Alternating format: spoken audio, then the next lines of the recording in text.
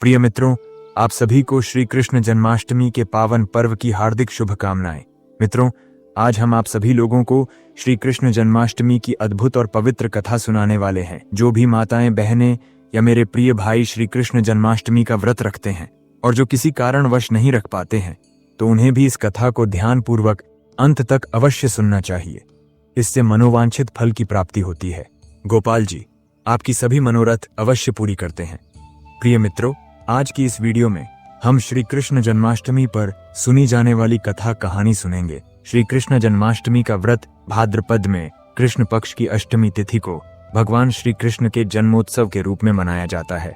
भगवान श्री कृष्ण का जन्म भाद्रपद कृष्ण पक्ष की अष्टमी को शनिवार के दिन रोहिणी नक्षत्र में अर्धरात्रि के समय देवकी के गर्भ से हुआ था। श्री कृष्ण जन्माष्टमी का यह व्रत पूरे साल में रखे जाने वाले व्रत में सबसे बड़ा और महान व्रत माना जाता है।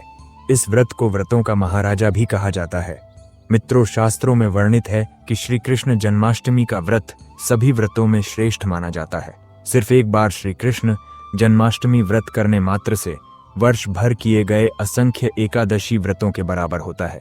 मित्रों, जो भी माताएं, बहनें या मेरे प्रिय भाई श्री कृष्ण जन्माष्टमी का व्रत एक बार भी कर लेता है, तो भगवान श्री कृष्ण उसकी सभी मनोकामनाएं पूरी करते हैं। ऐसी मान्यता है कि जो जन्माष्टमी के दिन भगवान श्री कृष्ण को केवल एक झूला भी झुला देता है, तो भगवान श्री कृष्ण उसकी भी सभी मनोरथ पूरी कर देते हैं, जो भी मनुष्य जन्माष्टमी का व्रत रखता है। और मित्रों, मैं जो अब आपको श्री कृष्ण जन्माष्टमी व्रत की यह कथा सुनाने जा रहा हूँ, जो भाई मित्र बंधु इस कथा को अंत तक श्रवण करते हैं तो उसके सभी पाप नष्ट हो जाते हैं और उसकी दुख दरिद्रता की जीवन समाप्त हो जाता है। मित्रों, चलो अब हम सुनते हैं श्री कृष्ण जन्माष्टमी व्रत की अद्भुत और पवित्र कथा को। तो मित्रों, प्रेम से बोलिए हाथी घोड़ा पाल की जय, श्री कृष्ण कन्हैया लाल की। मित्रों, द्वापर युग में जब संपूर्ण पृथ्वी कंस के पाप और अत्याचार से त्राही त्राही करने लगी और क्रूर दानव और अधर्मी राजा साधुओं, बच्चों, वृद्धों, स्त्रियों पर अत्याचार करने लगे, यज्ञों को भंग करने लगे और धर्म का लोप होने लगा, तब यह देखकर पृथ्वी माता का हृदय व्याकुल हो उठा।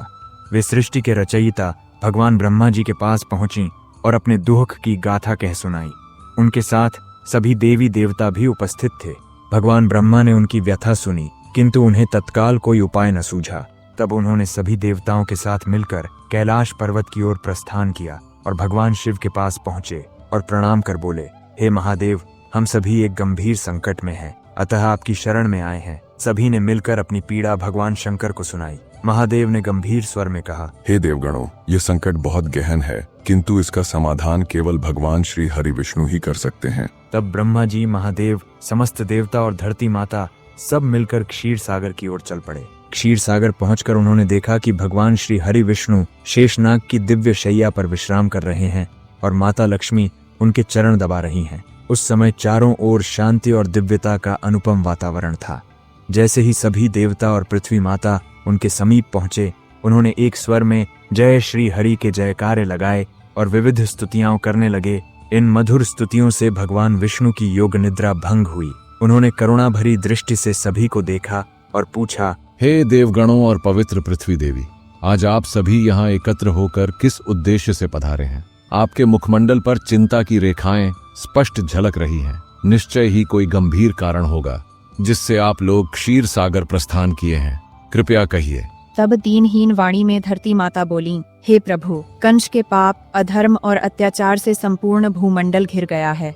उसके दानव और अधर्मी राक्षस साधु संतों को सता रहे हैं, स्त्रियों और बच्चों पर अन्याय कर रहे हैं, यज्ञ की वेदियों को नष्ट किया जा रहा है। भगवान, जिससे मैं अत्यंत पीड़ा में हूँ और पृथ्वी इनके अत्याचार से त्राही त्राही करने लगी है। प्रभु, आपसे विनती करती हूँ कि कृपा करके इस संकट का निवारण कीजिए। धरती माता के साथ साथ समस्त देवी देवताओं की विनती सुनकर भगवान श्री हरि विष्णु बोले, देवी, चिंता मत करो, मैं स्वयं पृथ्वी के भार को उतारने के लिए अवतरित होऊंगा।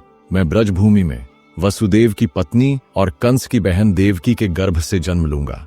तुम भी यादव कुल में अवतरित होकर ब्रजभूमि में निवास करो और मेरी बाल लीलाओं का आनंद लो। भगवान श्री हरि विष्णु के आश्वासन को सुनकर पृथ्वी माता की आंखों में आशा के आंसू छलक पड़े। सभी देवताओं ने एक स्वर में जय श्री हरि का जयकारा लगाया और भगवान के चरणों में प्रणाम किया। माता लक्ष्मी ने भी करुणा भरी दृष्टि से सभी को आशीर्वाद दिया। इसके बाद ब्रह्मा जी, महादेव सभी देवता और धरती माता भगवान विष्णु को बार बार नमन कर वहां से वे सभी अपने अपने लोकों को लौट गए, किंतु उनके हृदय में यह विश्वास था कि अब अधर्म का अंत निश्चित है। इधर कंस का अत्याचार दिन पर दिन बढ़ता जा रहा था। अपनी हठ के कारण उसने अपने ही पिता को राजगद्दी से उतार दिया और खुद मथुरा का नरेश बन बैठा। वह इतना कठोर, निर्दय और क्रूर स्वभाव का हो गया था जिससे मथुरा का हर व्यक्ति डरता था। लेकिन एक इंसान था जिससे वह बेइंतहा मोह और प्रेम करता था। वो थी उसकी बहन देवकी। कंस उसे इतना चाहता था कि उसकी पूजा करता था। जब देवकी का विवाह सरदार वसुदेव से तय हुआ तो महल में खुशी की लहर दौड़ गई। शादी बड़ी धूमधाम से हुई, लेकिन विदाई के समय कंस का मन भारी हो उठा। उसने देवकी की ओर देखकर कहा, तुम्हारे जाने के बाद यह महल सूना सूना लगेगा। न जाने क्यों तुम्हारी विदाई से मेरा मन विचलित हो रहा है। मैं खुद तुम्हें ससुराल तक छोड़कर आऊंगा। विवाह के बाद कंस अपनी प्यारी बहन देवकी और बहनोई वासुदेव को उसके ससुराल गोकुलधाम पहुंचाने जा रहा था। जब वे रास्ते में थे तभी अचानक आकाशवाणी हुई, हे क्रूर कंस, तू क्यों इतना खुश हो रहा है? सावधान, जिस बहन को तू इतना प्यार करता है उसी के गर्भ से जन्म लेने वाला 8वां पुत्र तेरी मृत्यु का कारण बनेगा। इतना सुनते ही कंस ने तुरंत ही तलवार उठा ली और देवकी को मारने के लिए दौड़ पड़ा। तभी वासुदेव ने उसे पकड़ लिया और कंस से कहा, हे कंस, यह तो बेकसूर है, इसे मारना उचित नहीं है और तुम जैसे एक यशस्वी राजा को यह शोभा भी नहीं देता है। इसीलिए जब भी देवकी के गर्भ से जब भी किसी संतान का जन्म होगा तो उसके जन्म लेते ही मैं आपको अपनी सारी संतान दे दूंगा। आप उनका वध कर देना, तब आपको कौन मार सकेगा। अब जब कंस ने उसकी बात सुनी तब उस अत्याचारी कंस ने वासुदेव की बात मान ली और वासुदेव और देवकी को ले जाकर एक जेल खाने में बंद कर दिया। अब जब भी देवकी को कोई पुत्र होता वासुदेव दुखी होते और कंस उस पुत्र को निर्दयता से मार देता था। इस तरह देवकी के 7 पुत्र मारे गए। जब 8वें गर्भ की खबर कंस को मिली तो वह भयभीत और क्रोधित हो उठा। उसने तुरंत देवकी और वासुदेव को एक विशेष कारागार में बंद करवा दिया, जहां चारों ओर लोहे की मोटी सलाखें और कड़ा पहरा था। भाद्रपद के कृष्ण पक्ष की अष्टमी को अर्धरात्रि के समय पद्मधारी भगवान श्री कृष्ण का जन्म हुआ। आधी रात के समय चारों ओर सुहानी हवा चल रही थी और धीमे धीमे बारिश भी हो रहा था। प्रहरी, नगर और यहाँ तक कि कारागार के चारों ओर के पहरेदार भी निद्रा में डूब गए। बालक रूप से पद्मधारी भगवान विष्णु रूप में प्रकट हुए। उनके प्रकट होते ही कारागार में दिव्य प्रकाश फैल गया। दीवारें और सलाखें स्वर्णिम आभा से चमक उठीं। भगवान विष्णु का दिव्य रूप कारागार में प्रकट हुआ। वासुदेव और देवकी विस्मित और भाव विभोर होकर हाथ जोड़कर उनके सामने खड़े हो गए। तब भगवान विष्णु ने मुस्कुराकर कहा, हे वासुदेव, भय मत करो, मैं ही वह हूं जिसके कारण तुमने यह कष्ट सहा है। अब मैं पृथ्वी की संकट हरने के लिए बाल रूप धारण करूंगा। मेरे इस बाल रूप को गोकुल ले जाओ और तुम्हारे मित्र नंद यशोदा के घर में रखाओ तथा वहां से उनकी नवजात कन्या को यहाँ ले आओ। इतना कहकर उनका दिव्य रूप अंतर्ध्यान हो गया और उनके बाल रूप को देखकर देवकी और वासुदेव की आंखों में अश्रु छलक पड़े। लेकिन उनके हृदय में यह विश्वास था कि अब अधर्म का अंत निकट है। तब देवकी और वासुदेव की हाथों की हथकड़ियां टूट गईं। दरवाजे अपने आप खुल गए। पहरेदार को नींद आ गई। तब वासुदेव भगवान श्री कृष्ण जी को अपने साथ लेकर वहां से निकल गए। जब वासुदेव जी ने यमुना को पार करने के लिए यमुना के अंदर प्रवेश किया तब यमुना का स्तर बढ़ने लगा। भगवान के चरण कमल छूने को लालायित गंगा मैया भगवान श्री कृष्ण के पैरों को जब वह छू लेती है तब भगवान के चरण कमल का स्पर्श करते ही गंगा मैया का जल स्तर एकदम से नीचे उतर गया। वासुदेव पैदल ही यमुना को पार कर गए और गोकुल धाम पहुंच गए।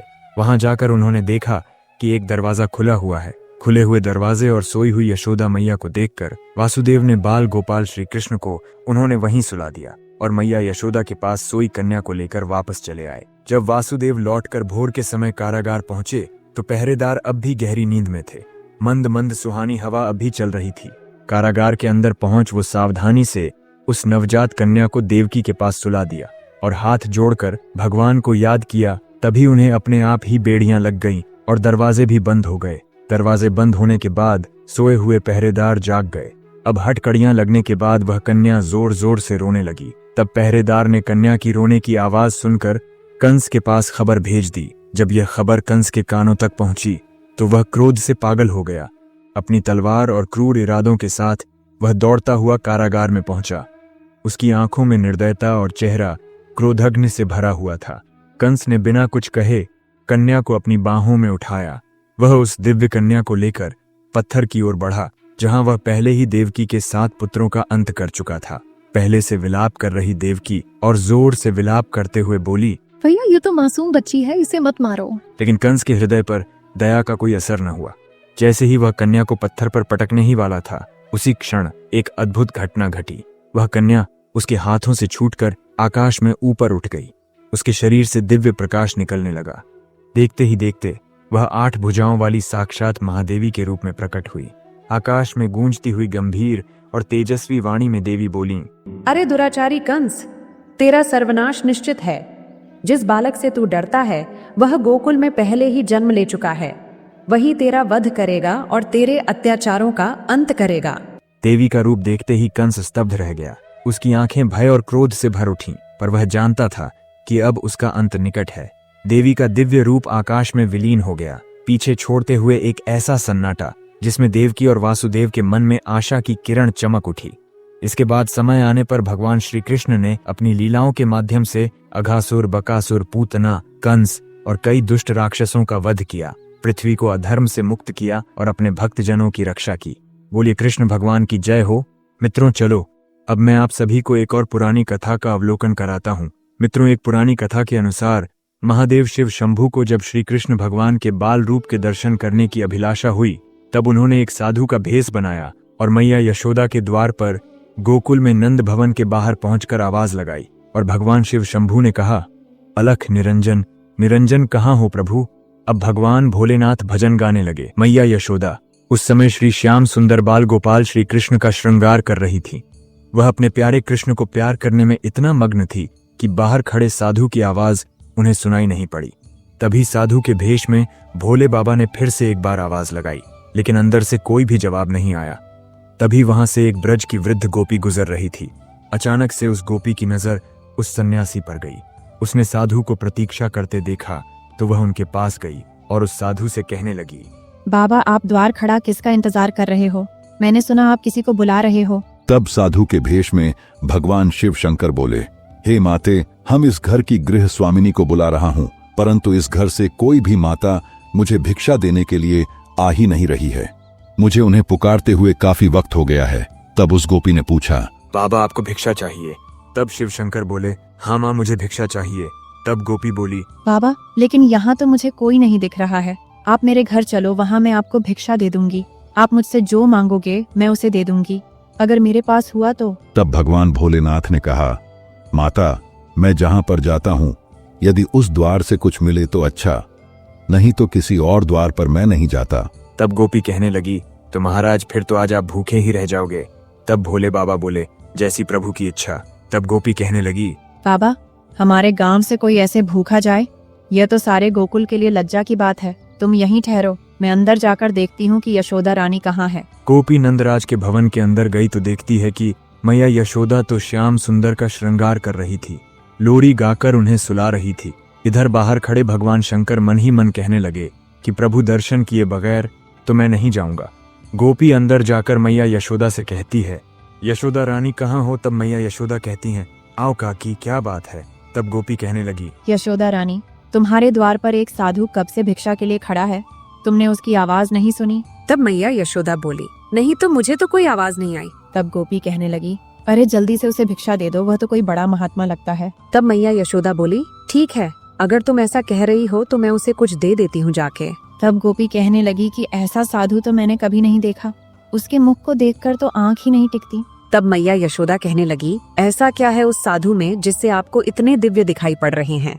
तब वह गोपी बोली, अरे इतना तेज है उसकी ललाट पर जैसे सूर्य का तेज होता है, और देखो कितना बड़ा नियम है उसका कि वह जिस द्वार पर भिक्षा के लिए खड़ा हो जाता है बस वहीं से भिक्षा लेता है, और भिक्षा न मिलने पर भूखे पेट ही लौट जाता है। तब मैया यशोदा कहने लगी, अरे काकी, आपकी बातों को सुनकर मैं तो दक्षिणा देना भूल ही गई, अभी लेकर आती हूँ।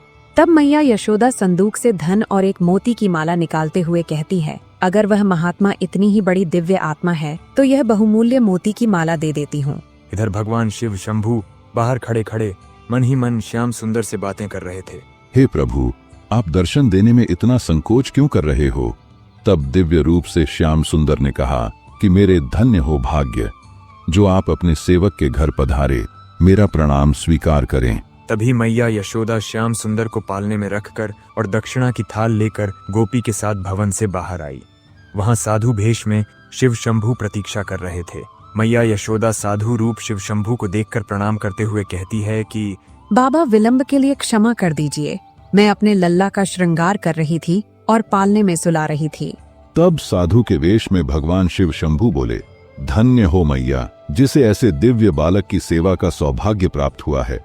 मुझे भी उस परम दिव्य शिशु के दर्शन करा दो। तब मैया यशोदा बोली, बाबा मुझे क्षमा कर दो, अभी अभी स्नान कराया है, इस समय मैं उसे बाहर नहीं ला सकती, उसे ठंडी हवा लग जाएगी। तब साधु वेश में भगवान शिव जी ने कहा कि हे माते, मैं तुम्हारे द्वार पर आया हूँ, मेरी इतनी सी विनती स्वीकार नहीं करोगी? तब मैया यशोदा बोली, नहीं होगी बाबा, मैं अपने लल्ला को बाहर नहीं ला सकती, आप यह भिक्षा ग्रहण कीजिए और मुझे क्षमा कीजिए। तब उस साधु के वेश में भगवान शिव शंभू जी भिक्षा की थाल की ओर देखकर कहते हैं, मैया, यह मोती और धन तो मेरे लिए पत्थर के टुकड़े हैं, यह मेरे किस काम के? मुझे इनकी कोई लोभ कोई चाह नहीं है। अगर आपको चाहिए तो ऐसे हीरे मोती माणिक मुझसे ले लो, पर मुझे तुम्हारे लल्ला के दर्शन करा दो, वही हमारी भिक्षा है।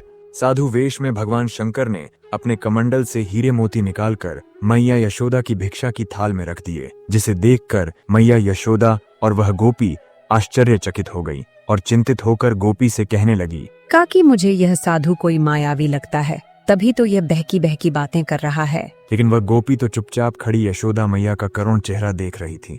फिर मैया यशोदा अपनी आंखों में आंसू भर के उस साधु वेशधारी शिव शंभू से कहती हैं, देखो बाबा, तुम जैसे कई मायावी इससे भी पहले आ चुके हैं, सभी इसी प्रकार की चिकनी चुपड़ी बातें करते हैं कि तेरा लल्ला तो बड़ा दिव्य बालक है, उसकी दर्शन करा दो, उसे मेरी गोद में दे दो। फिर सब के सब उसका अनिष्ट करने की चेष्टा करते हैं। मेरे लल्ला ने आप सबका क्या बिगाड़ा है जो आप लोग उसके शत्रु बने बैठे हैं? फिर बड़े ही कड़े शब्दों में मैया यशोदा ने कहा, भिक्षा चाहिए तो ले लीजिए, अन्यथा अपने स्थान को पधारिए, मैं अपने लल्ला को तो बाहर नहीं लाऊंगी। तब साधु भेषधारी शिव शंभू बोले, अरे मैया, ऐसी कठोर मत बनो, मैं बहुत दूर से आया हूँ। लेकिन मैया यशोदा तो फिर बोली, चाहे हे बाबा, आप कैलाश पर्वत से आए हो, लेकिन मैं अपने लल्ला को नहीं दिखाऊंगी। अगर तुम कैलाश पर्वत से आए हो तो वहीं भगवान शिव के दर्शन कर लेते, यहाँ किस काम से आए हो? साधु वेशधारी भगवान शिव शंभू बोले, भोली मैया, भगवान के साक्षात दर्शन करना कोई कठिन काम नहीं है, लेकिन उनके बाल रूप के दर्शन करना बहुत दुर्लभ है। इसलिए दर्शन की लालसा से तुम्हारे पास आया हूं। कई युगों के बाद यह दर्शन करने को मिलते हैं। लेकिन मैया यशोदा नहीं मानी। वह बोली, बाबा मुझे क्षमा करो, मैं अपने लल्ला को तो बाहर नहीं लाऊंगी। मेरे पति की आज्ञा है कि किसी भी अनजान व्यक्ति के सामने अपने लल्ला को मत लाना, चाहे जो हो जाए। मैया यशोदा और भगवान भोलेनाथ के बीच यह विवाद चल रहा था। इस विवाद को सभी देवता गढ़ स्वर्ग लोक में खड़े होकर देख रहे थे। तब उन्होंने सोचा कि ऐसे तो काम नहीं चलने वाला। हमारे प्रभु भगवान भोलेनाथ को तो मैया यशोदा अपने लल्ला के दर्शन नहीं करने देगी। तभी उन्होंने देवी पूर्णमासी को एक गोपी का रूप दिलवाकर उसे उसी स्थान पर भेज दिया जहां पर यह वाद विवाद चल रहा था। पूर्णमासी मां उनके पास पहुंचकर बोली, अरे यह कोई अनजान व्यक्ति नहीं है यशोदा रानी, मैं इन्हें अच्छी तरह से जानती हूँ। मैंने कहा था ना कि गोकुल में आने से पहले मैं काशी में रहती थी, वहीं मैंने इनके दर्शन किए थे। यह तो सचमुच परम दिव्य शक्ति है, यह तो शक्ति के आदिपति हैं। ऐसा कहकर पूर्णमासी गोपी मां आंखों में आंसू की धारा लिए भगवान शिव के चरणों में अपना शीश रख देती है और उन्हें प्रणाम करती है और उठकर मैया यशोदा से कहती है, यशोदा इन्हें लल्ला के दर्शन करा दो, इनका आशीर्वाद पाकर तेरा लल्ला भी बड़ा प्रसन्न हो जाएगा। मैया यशोदा अब स्मृति मुद्रा में पूर्णमासी मौसी से कहती है, क्या तुम सच कह रही हो? मैया यशोदा आगे कहती है, लेकिन इनकी वेशभूषा तो देखिए, लंबी लंबी जटाएं, बदन में भभूत, गले में सांपों की माला है। मेरा लल्ला तो इनको देखकर वैसे ही डर जाएगा। ना बाबा, ना मैं तो लल्ला को नहीं लाऊंगी। बेचारी भोली भाली मैया को क्या पता था कि उनके द्वार पर स्वयं शिव भगवान पधारे हैं। मैया यशोदा की ऐसी बातें सुनकर पूर्णमासी मौसी कहने लगी, नहीं यशोदा रानी, इनके तो दर्शन मात्र से समस्त भय नष्ट हो जाता है, सारी बाधाएं दूर हो जाती हैं। यशोदा, तू इन पर विश्वास कर, मैं तुझसे झूठ नहीं कह रही हूँ। अब इस बात का समर्थन करते हुए वह दूसरी गोपी भी कहने लगी, अरे यशोदा रानी, यह पूर्णमासी बुआ तो कभी झूठ नहीं बोलती। तुम्हें याद है ना, जब वह पहले गोकुल में आई थी तब इसी ने तुझे आशीर्वाद दिया था कि तुम्हें भी एक लल्ला होगा। उस समय तो तुम सब लोग आशा छोड़ चुके थे। यह तो सदा सच कहती है, तो इनकी बात तो मान ले। तब मैया यशोदा पूर्णमासी बुआ से बोली, लल्ला को ले तो आऊंगी, पर इनके हाथों में मैं नहीं दूंगी। तब पूर्णमासी मौसी बोली, अच्छा ठीक है, लल्ला को लेकर तो आ, लल्ला को दूर से ही आशीर्वाद ले लेना, जा जल्दी जा। फिर मैया यशोदा नंद भवन के अंदर जाती है श्याम सुंदर को लेने के लिए, और अंदर जाकर श्याम सुंदर को अपनी गोद में उठाकर इस तरह से कहती है, अरे लल्ला चल, तेरे दर्शन के लिए कोई आए हैं। मैया यशोदा श्याम सुंदर को बाहर ले जाती है, जिन्हें देखकर साधु वेशधारी शिव शंभू प्रेम से गदगद हो जाते हैं। श्याम सुंदर के बाल स्वरूप को टकटकी लगाकर निहारने लगते हैं, जैसे पूर्णिमा की रात को चको चांद को टकटकी लगाकर निहारता रहता है। उसी तरह वह साधु वेशधारी भगवान शिव भी इस लल्ला को देखकर उसे एकटक देख रहे थे। भगवान शिव शंभू अपने प्रिय श्याम सुंदर के इस बाल रूप को देखकर उन्हें नमस्कार करते हैं, और श्याम सुंदर के चेहरे पर भी मधुर मुस्कान आ जाती है। फिर श्याम सुंदर को देखकर वह साधु वेशधारी भगवान भोलेनाथ मैया यशोदा से कहते हैं, मैया, यदि तुम्हारी आज्ञा हो तो मैं इनके चरणों में अपना मस्तक रख सकता हूँ क्या? तब मैया यशोदा कहती है कि नहीं नहीं, मैं मेरे लल्ला को किसी को छूने नहीं दूंगी। फिर पूर्णमासी मौसी साधु वेशधारी शिव शंभू से कहती है, पहले अपनी चरण दास तो दीजिए। ऐसा कर पूर्णमासी मौसी शिव शंभू के चरण को लेकर श्याम सुंदर की ललाट पर लगा देती है। शिव शंभू के चरण दास श्याम सुंदर की ललाट में पड़ने से श्याम सुंदर मन ही मन भगवान शिव शंभू से कहते हैं, प्रभु बहुत बहुत धन्यवाद। भगवान शिव श्याम और उनकी मैया के बीच का प्यार देखकर कहते हैं कि यह कहाँ का न्याय है स्वामी, हम इतनी दूर से आए हैं आपके बाल स्वरूप का दर्शन करने और आपको स्वागत भी नहीं कर सके। जिनके श्री चरणों से निकली पवित्र गंगा को हम अपने शीश पर धारण करते हैं, उन श्री चरणों को एक बार तो छू लेने देते। फिर भगवान शिव अपने शरीर के एक अदृश्य प्रतिबिंब से श्री श्याम सुंदर के चरणों का स्पर्श करते हैं और उनकी स्तुति प्रमुखर सूक्त से करते हैं, जो भगवान श्री श्याम सुंदर को बहुत प्रिय है। इसके बाद साधु वेशधारी भगवान शिव शंभू मैया यशोदा से कहते हैं कि इस कलयुग में तेरा यह लल्ला मेरे नैनों को धन्य कर गया। प्रमुख लाल के दर्शन की प्यासी मेरी अखियां आज तृप्त हो गईं, निहाल हो गईं निर्मल लाल के दिव्य स्वरूप से।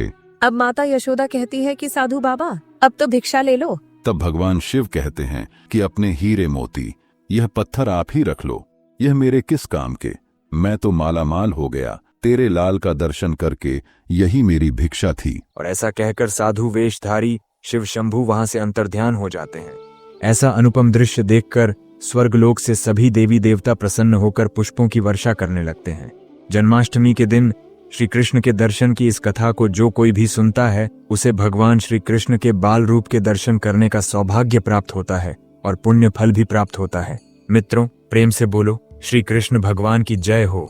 मित्रों, आपको हमारे द्वारा सुनाई गई श्री कृष्ण जन्माष्टमी व्रत कथा कैसी लगी, हमें कमेंट करके अवश्य बताइए। साथ ही इस वीडियो को अपने सभी मित्रों और बंधुओं के साथ शेयर भी कीजिए। मित्रों, यदि आपने अभी तक हमारे चैनल को सब्सक्राइब नहीं किया है तो अवश्य कर लें। बाकी आप सभी का इस वीडियो को यहाँ तक देखने के लिए दिल से धन्यवाद। मित्रों, प्रेम से बोलो जय श्री कृष्ण।